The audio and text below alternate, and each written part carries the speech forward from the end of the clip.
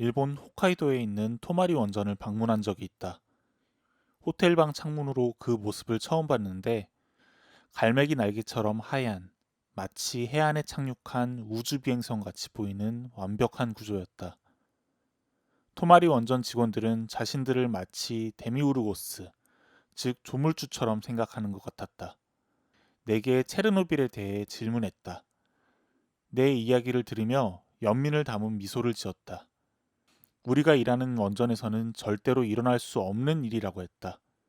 원전 건물 위로 비행기가 떨어져도 끄떡없고 가장 강력한 지진, 규모 8.0의 강진도 견뎌낼 수 있다고 했다. 하지만 이번에 일본 역사상 처음으로 규모 9.0의 지진이 발생했다. 현대인들은 자기 능력의 한계를 인정하려 하지 않는다. 일본의 재난이 닥친 날은 공교롭게도 미국 애플사의 팬들을 흥분케 한 2세대 아이패드의 출시일이었다. 오늘날 인간은 첨단 기술이 편의와 즐거움만을 제공하길 기대한다. 그리고 시장은 즉각적인 결과를 가져다 주는 것에만 투자한다. 우리의 소비는 끝없이 증가하고 그것을 진보라 부른다. 방사선 때문에 죽어가는 체르노빌레츠와 얼마 전 재난을 당한 일본인, 그리고 희생자의 유족들에게 무엇이 필요하며 그들이 생각하는 진보가 무엇인지 물어보라. 신형 휴대전화 혹은 자동차와 삶 중에 무엇을 선택하겠는가? 나는 과거에 대한 책을 썼지만 그것은 미래를 닮았다. 일본의 대지진과 쓰나미가 닥친 날은 공교롭게도 저의 24번째 생일날이었습니다. 저는 그 당시에 군대에서 복무를 하고 있었는데요. 소위 군생활이 풀리기 시작할 시점이라서 머릿속에는 제대한 뒤에 뭐 하지라는 생각이 가득할 때였죠. 그때 군대에서 함께 복무하던 친구들이랑 세운 계획 중에 하나가 일본 도쿄에 가서 떡갈비 도시락을 파는 거였습니다. 좀 황당무계하게 들리실 수도 있겠지만 저희는 되게 진지했습니다. 음식에 대한 나름의 그 자신감도 좀 있었고요. 그리고 젊을 때나 할 수 있는 거니까 같이 6개월쯤 바짝 아르바이트를 하면은 트럭 한 대쯤은 구매를 할 수 있지 않을까라는 생각이었거든요. 연휴 때처럼 이제 OS로 생일 케이크를 대신했던 그날 밤에 TV를 보던 저는 경악을 할 수밖에 없었습니다. 마구 흔들리면서 떨어지는 기물들을 잡은 CCTV와 제 미래를 강타하는 것 같은 해안가의 쓰나미가 영상으로 나왔기 때문이죠. 돌이켜보면 핑계였던 것 같기도 하지만 저와 친구들은 이날 사고를 계기로 도쿄 점심 푸드트럭 계획을 접을 수밖에 없었죠. 인력 피해를 비롯해서 셀 수 없이 많은 피해가 있었지만 아무래도 지금까지 우리에게 영향을 주고 있는 사건은 이게 아닐까 싶습니다. 바로 원자력 발전소의 폭발이 그것이죠. 특히 후쿠시마 제1원자력 발전소의 사고는 어마어마했죠. 원전 노심의 폭발로 인해서 인근 지역의 소개령이 이루어졌고요. 현재까지도 환경 전반에 수많은 악영향을 미치고 있으니 말이죠. 그런데 사실은 이런 문제를 우리가 처음 겪었던 것은 아니었습니다. 바로 1986년에 일어난 체르노빌 원자력 발전소 사고가 그것이죠.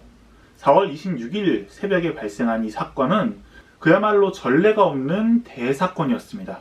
사건 초기에 사고를 대응한 수백 명의 발전소 직원 및 소방대원들이 피폭당해 사망하였으며 이 문제의 수습을 위해 이후에 투입된 수십만 명의 작업자들이 방사능에 피폭되거나 혹은 그 영향을 받았다고 알려지죠. 벨라루스 지역 같은 경우에는 전 국토의 22%가량이 방사능에 오염됐고 영국과 프랑스, 독일 등의 서유럽과 이베리아 반도에서도 방사성 세슘 동위원소가 검출되었다고 알려지죠. 몇몇 연구에서는 우크라이나와 러시아 아이들의 갑상선암 발병률이 크게 늘어났다라고 이야기를 하고 있기도 합니다.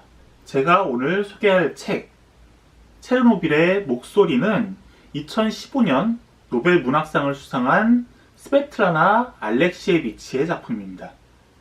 그녀는 자신의 기자생활 경험을 바탕삼아 사건 경험자들의 구술을 들려주는 방식으로 글을 쓰는 것으로 유명합니다. 그녀의 대표작인 전쟁은 여자의 얼굴을 하지 않았다는 제2차 세계대전에 참전한 여성들의 이야기를 다루고 있고, 또 다른 대표작인 아연 소년들 역시 아프간 전쟁에 참여한 소년병들의 어머니의 이야기를 다룬 작품이죠. 이 체르노빌의 목소리 또한 마찬가지입니다. 그곳에서 사건을 경험한 사람들을 만나서 이야기를 듣고 그 내용을 기술하고 있죠. 폭발 직후에 수습을 하러 간 소방대원, 군인, 헬기 조종사 등의 생생한 이야기가 담겨져 있습니다. 정부의 호소에 따라 자원한 이들은 피폭 이후 철저하게 버림받습니다. 제대로 된 정보나 안전도구도 지급되지 않았으며 그들과 가족들은 이후 말 그대로 지옥 같은 경험들을 하게 되죠. 누군가의 사랑하는 남편이자 또 가족이었던 한 소방관은 피폭 이후 그 무엇도 아닌 방사능 오염물로 취급됩니다. 그의 아내는 임신한 몸을 생각하라는 만류를 뿌리치고 남편과 키스한 뒤 곧 유산하게 됩니다. 온몸이 피투성이가 되어서 죽어간 소방관의 시신은 마치 방사능 폐기물처럼 납과 콘크리트로 밀봉되어 매장되었죠. 자신이 방사능에 얼마나 노출되었냐고 묻는 사람들에게는 린치가 가해졌습니다. 군인들은 의료 기록도 받을 수 없었고 나중에 이를 요청하자 서류가 방사능에 오염되었기에 파기했다 라는 어이없는 대답을 듣기도 했죠. 체르노빌에 다녀온 군인들은 제대하기 전 소련 정보기관의 요원들에게 소집돼 본 것에 대해서 어느 누구에게도 말하지 말라라는 당부를 듣습니다. 그리고 30여 년이 지난 그날의 사건은 오늘날 우리에게도 오버랩되고 있습니다. 사회의 안전을 위해 스스로를 희생한 사람들에 대한 외면, 안전하다라는 거짓말 등등이 말이죠. 최근 2005년 벨라루스 신문에 실린 한 기사로 이야기를 마무리합니다. 이른바 핵관광이라고 불리는 체르노빌 관광 상품을 아주 쿨하게 묘사한 내용이죠. 수많은 사람들을 고통에 빠뜨린 체르노빌 참사는 어느새 아주 가격마저 착한 그리고 매력적인 상품으로 바뀌어져 있습니다. 책의 마지막 장을 덮는 순간 우리는 묻게 됩니다. 수많은 사람들의 목숨을 담보로 한 핵발전이 어떻게 가장 값싼 에너지라고 말할 수 있는가를 말이죠. 어떻게 그런 거짓말이 통용되는 사회를 우리는 살아가게 된 걸까요?